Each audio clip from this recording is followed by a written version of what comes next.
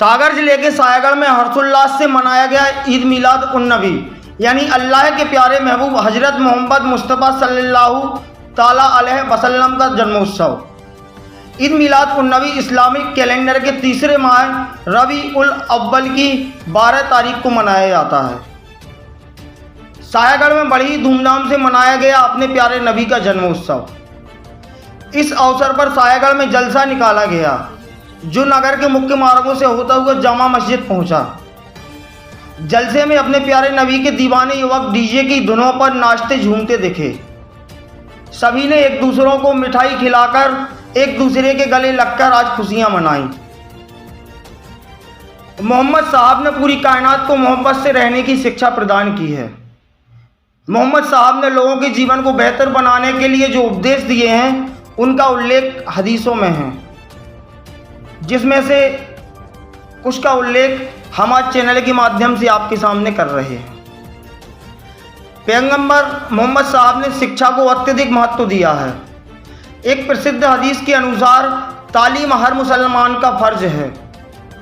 यह हदीस हमें सिखाती है कि ज्ञान की प्राप्ति केवल एक धार्मिक कर्तव्य नहीं बल्कि व्यक्तिगत और सामाजिक विकास के लिए भी आवश्यक है। पैगंबर साहब ने फरमाया है कि अल्लाह के नज़दीक सबसे प्रिय काम वह है जो लगातार किया जाए, चाहे वह थोड़ा ही क्यों ना हो। एक हदीस के अनुसार कर्मों का मूल्य उनके इरादों के अनुसार है। कार्य की गुणवत्ता काम के इरादे पर निर्भर करती है। इरादा अच्छा होगा तो काम भी अच्छा ही होगा।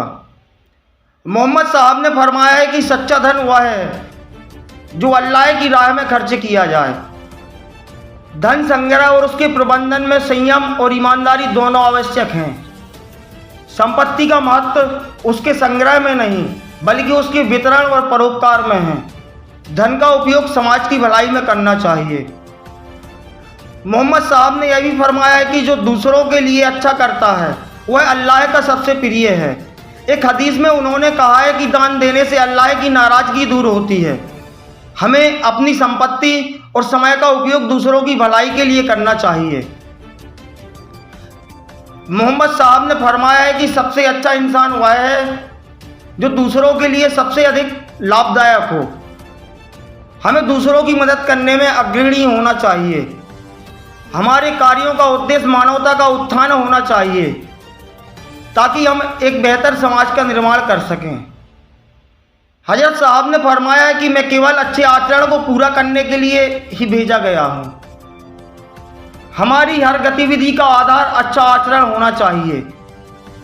यह न केवल हमारे व्यक्तिगत व्यवहार को सुधारता है बल्कि समाज में समरसता और सहयोग को भी बढ़ावा देता है। पैगंबर साहब ने फरमाया कि समय और स्वास्थ्य दो अमूल्य चीज़ें हैं जिनका अधिकांश लोग एहसास नहीं करते। स्वास्थ्य की महत्वता को समझना और उसकी देखभाल करना हमारी जिम्मेदारी है। हमें उचित खान पान और नियमित व्यायाम पर भी ध्यान देना चाहिए।